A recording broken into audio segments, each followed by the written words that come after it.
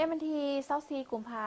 พันธ์2026ท่านรองประธานประเทศแห่งสาธารณรัฐประชาธิปไตยประชาชนลาวได้ต้อนรับการเข้าเยี่ยมอำลาของท่านเอกอัครราชทูตวิสามัญผู้มีอำนาจเต็มแห่งสาธารณรัฐอินโดนีเซียประจำลาวในโอกาสที่สำเร็จหน้าที่การเมืองอยู่สาธารณรัฐประชาธิปไตยประชาชนลาว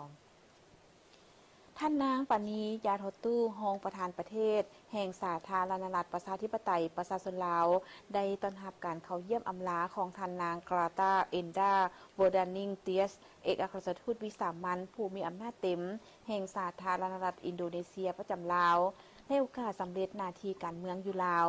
ในโอกาสนี้ท่านนางกราตาเอนดาโบดานิงเตียสได้แสดงความขอบใจอย่างจริงใจ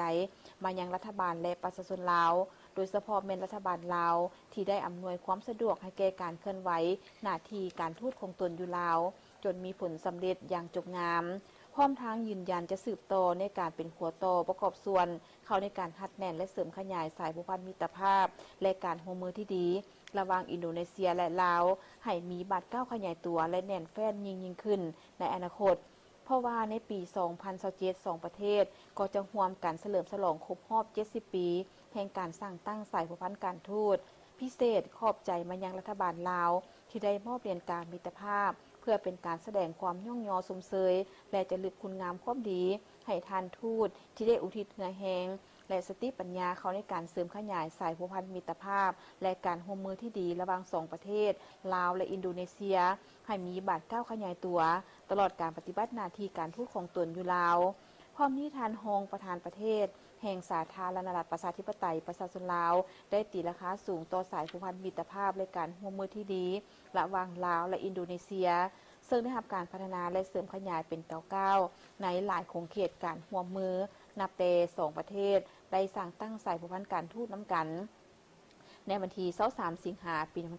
2557พร้อมทางได้แสดงความสมเสยต่อบทบาทการปฏิบัติหน้าที่อย่างตั้งหน้าของท่านทูตตลอดระยะ2ปีกว่าและได้สำเร็จหน้าที่การทูตของตนอยู่ลาวอย่างจบงามและมีผลสำเร็จสูงในหลายด้าน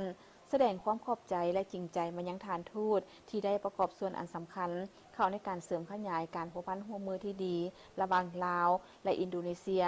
เป็นต้นด้านการเมืองการศึกษาเศรษฐกิจการแลกเปลี่ยนการเยี่ยมยามคณะผู้แทนขันต่างๆการไปมาหาสู่ระหว่างประชาชนสองชาติการสนับสนุนซึ่งกันและกันอย่างต่อเนื่องระหว่างสองประเทศทั้งในขอบสองฝ่ายและหลายฝ่ายก็คือในขอบอาเซียนพร้อมนี้ทานทูตได้อำนวยความสะดวกให้คณะผู้แทนนักธุรกิจของอินโดนีเซียเดินทางมาเยี่ยมยามลาวในท้ายเดือนพฤศจิกายน2025เพื่อส่งเสริมการร่วมมือด้านเศรษฐกิจการค้าการลงทุนระหว่างสองประเทศให้นับมือนับขยายตัว